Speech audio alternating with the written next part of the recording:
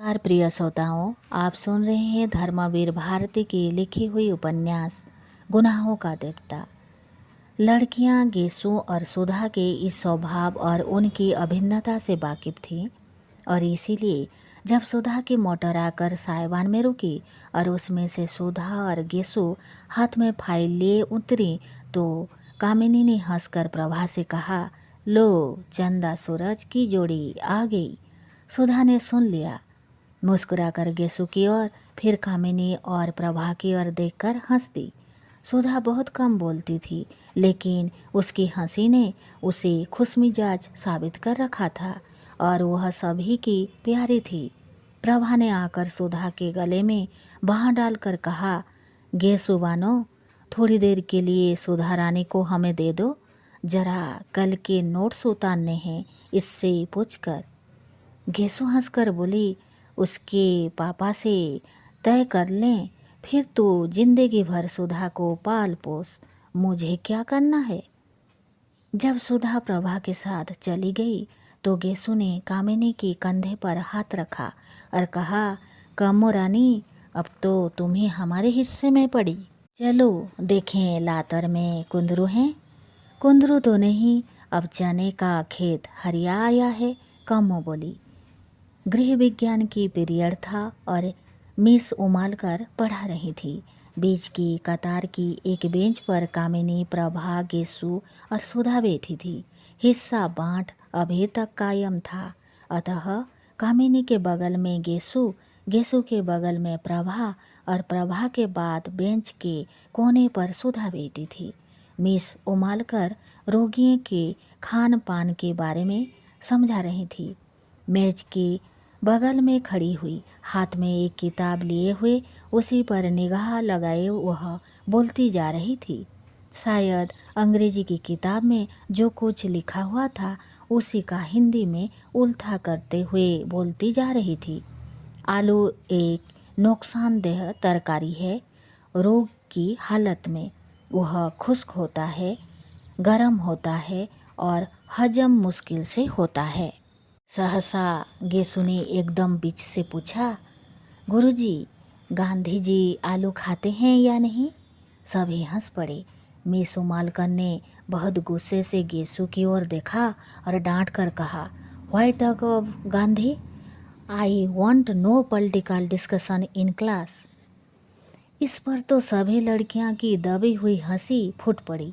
Miss Umalkar झल्ला गई और मेज पर किताब पटकते हुए बोली, साइलेंस। सभी चुप हो गए। उन्होंने फिर पढ़ाना शुरू किया।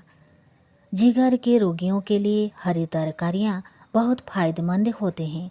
लौकी, पालक और हर किस्म के हरे साग तंदुरुस्ती के लिए बहुत फायदेमंद होते हैं।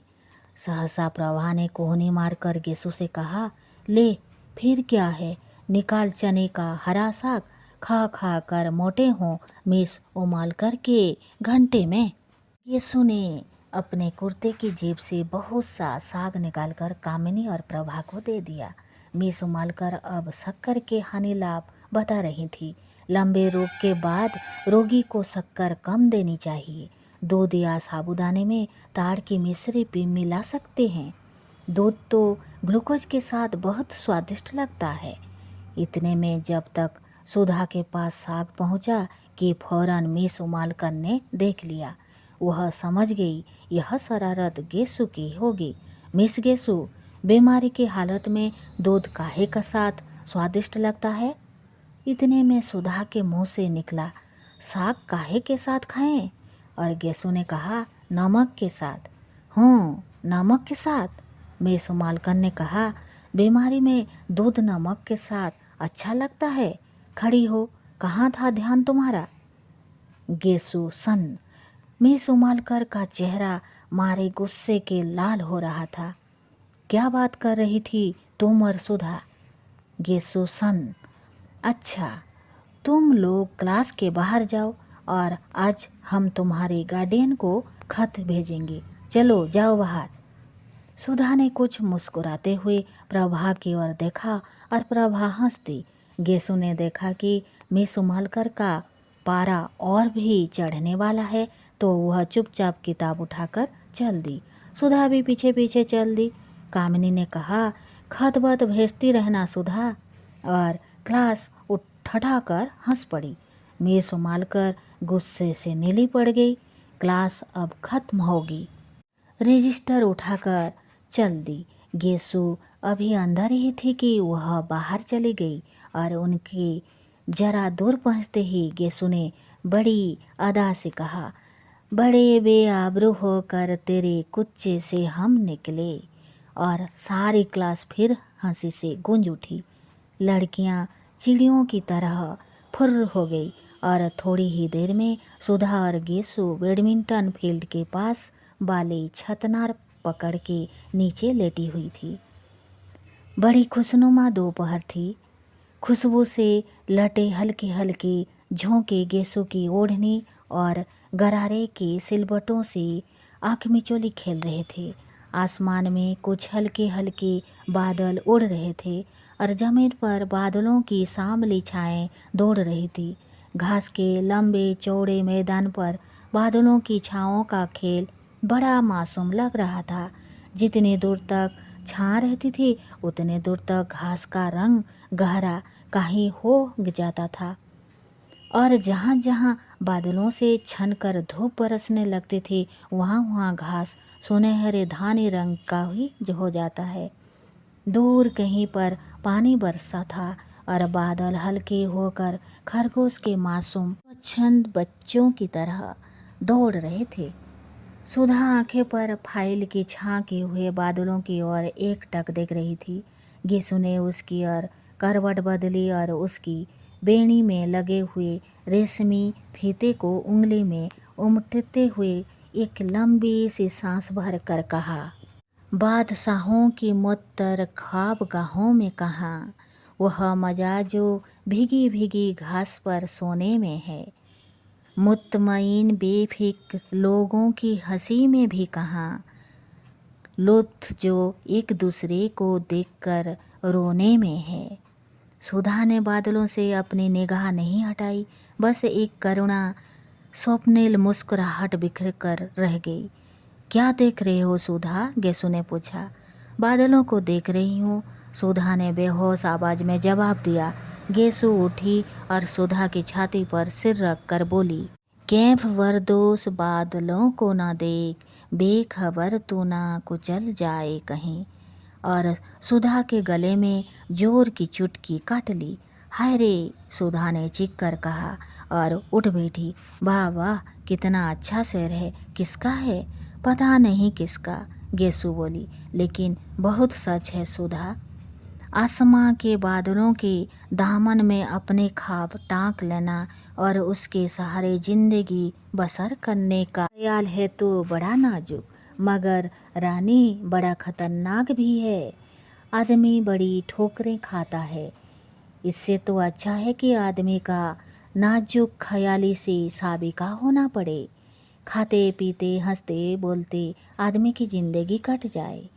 सुधा ने अपना आंचल ठीक किया और लटों में से घास के तिनके निकालते हुए कहा, गेसु, अगर हम लोगों को भी शादी ब्याह के झंझट में ना फंसना पड़े और इसी तरह दिन काटते जाएं तो कितना मज़ा आए। हंसते बोलते पढ़ते लिखते घास में लेटकर बादलों से प्यार करते हुए कितना अच्छा लगता है। लेकिन हम लड़कियों की ज़िंदगी भी क्या, मैं तो सोचती हूँ गेसु, कभी ब्याह ही ना करूं। हमारे पापा का ध्यान कौन रखेगा? गेसु थोड़ी देर तक सुधा की आंखों में आंखें डालकर शरारत भरी निगाहों से देखती रही और मुस्कुराकर बोली, अरे अब ऐसी भोली नहीं हो रानी तुम। ये सवाब, ये उठान और ब्याह नहीं करोगी? जोगन बनोगे? अच्छा, चल हट बेशरम कहीं की। खुद ब्याह करने की ठान चुकी है तो दुनिया भर को क्यों तोहमत लगाती है? मैं तो ठान ही चुकी हूँ, मेरा क्या। फिक्र तो तुम लोगों की है कि ब्याह नहीं होता तो लेट कर बादल देखती हो, गेसु ने मचलते हुए कहा। अच्छा अच्छा, गेसु की ओढ़नी खींचकर सिर के नीचे रखकर सुधा ने कहा, क्या हाल है तेरे अख्तर मियाँ का? मंगनी कब होगी तेरी? मंगनी क्या, किसी भी दिन हो जाए, बस फूफी जान के यहाँ आने भर की कसर है। वैसे अम्मी तो फूल की बात उनसे चला रही थी, पर उन्होंने मेरे लिए इरादा जाहिर किया। बड़े अच्छे हैं, आते हैं तो घर भर में रोशनी छा जाती है। गेसु ने बहुत भोलेपन से गोदी में सुधा के हाथ रखकर उसकी उंगलियां चिटकाते हुए कहा, वे तो मेरे चाचाजाद भाई है ना? तुझसे तो पहले उनसे बोलचाल रही होगी? सुधा ने पूछा। हाँ हाँ, खूब अच्छी तरह से। मौलवी साहब हम लोगों को साथ साथ पढ़ाते थे, और जब हम दोनों सबक भूल जाते थे तो एक दूसरे का कान पकड़कर साथ साथ उठते बैठते थे। गेसु कुछ झोंकते हुए बोली। सुधा हंस पड़ी। वाह, अरे प्रेम की इतनी विचित्र शुरुआत मैंने कहीं नहीं सुनी थी। तब तो तुम लोग एक दूसरे का कान पकड़ने के लिए अपने आप सबक भूल जाते होगे। नहीं जी, एक बार फिर पढ़कर कौन सबक भूलता है, और एक बार सबक याद होने के बाद। जानती हो इश्क में क्या होता है?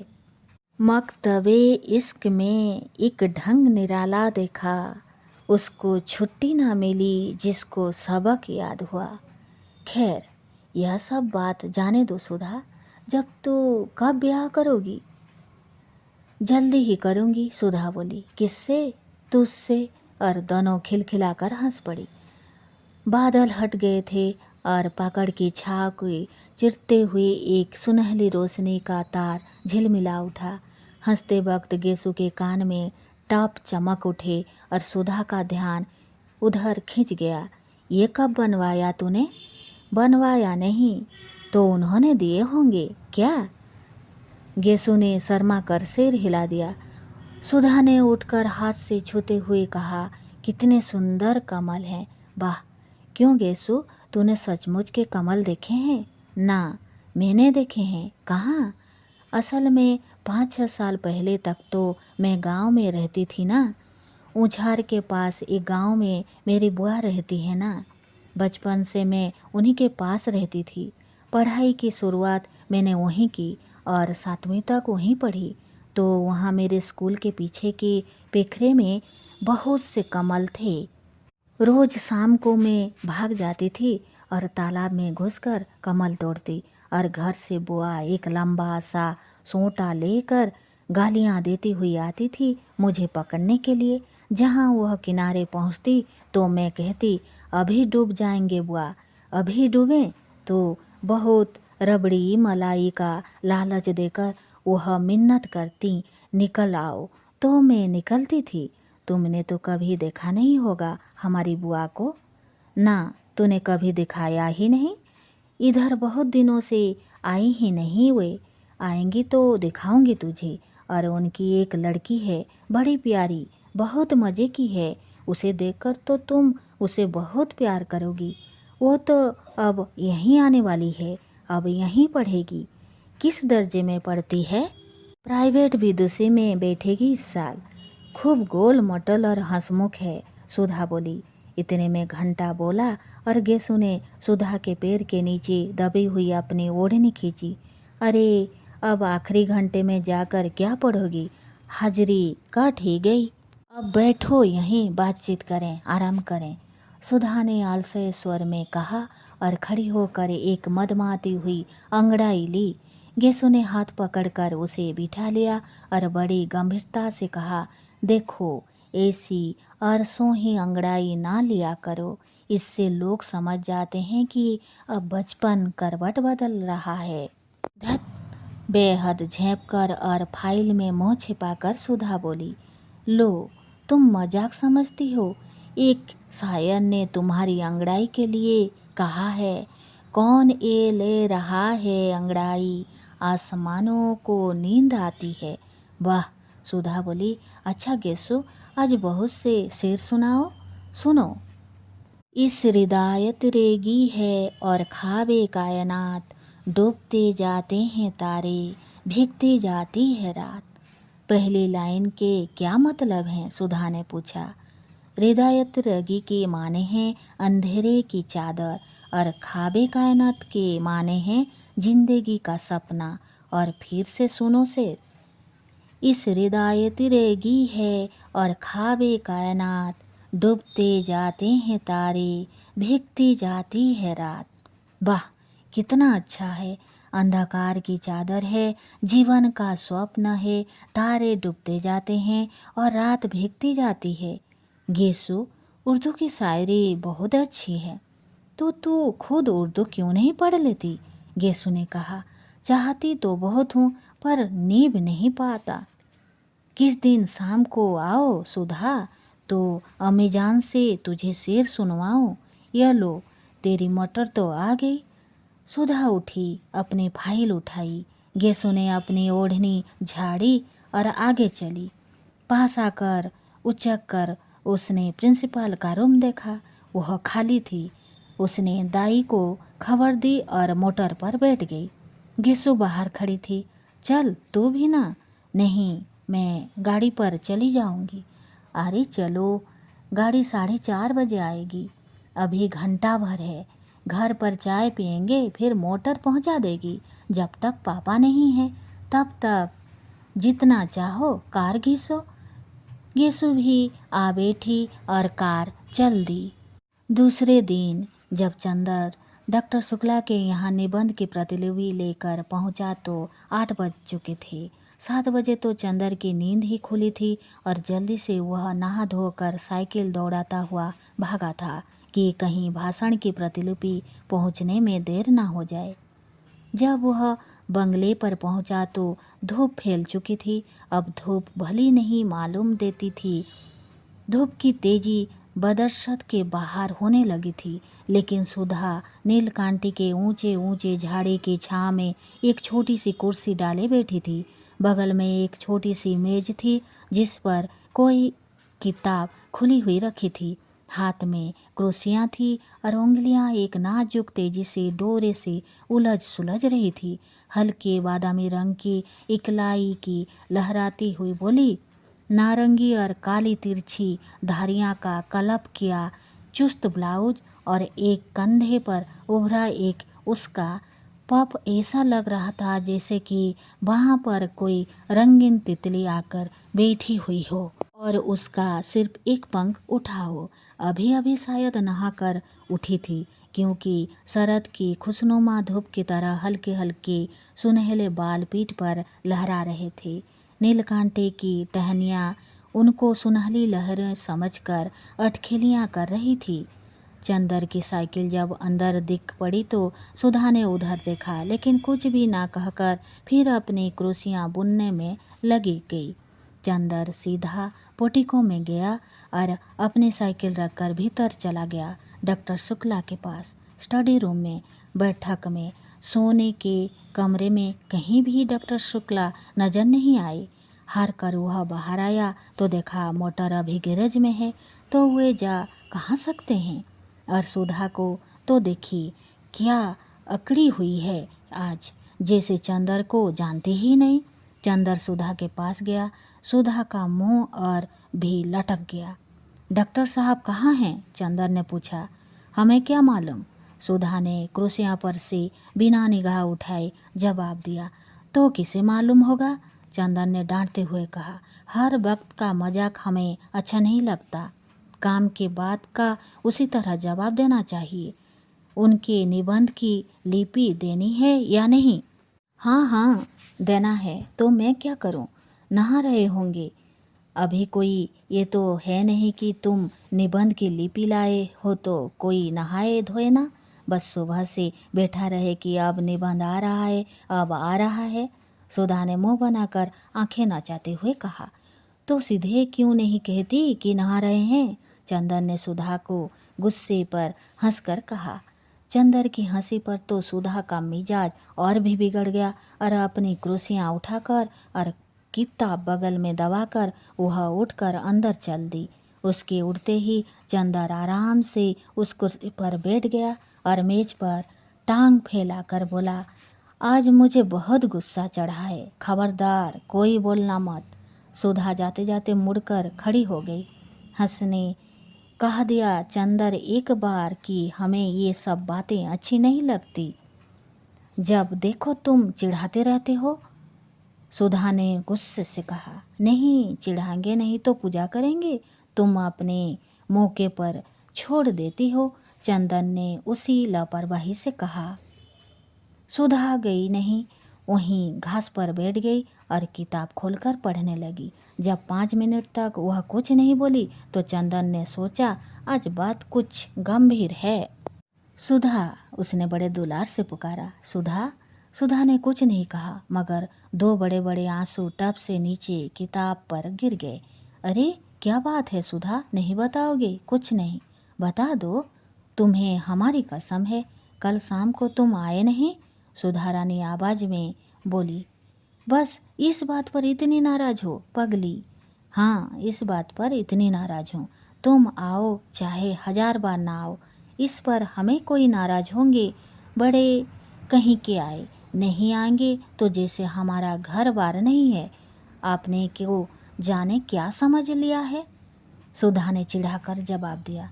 अरे तो तुम ही तो कह रही थी भई, चंदन ने हंसकर कहा।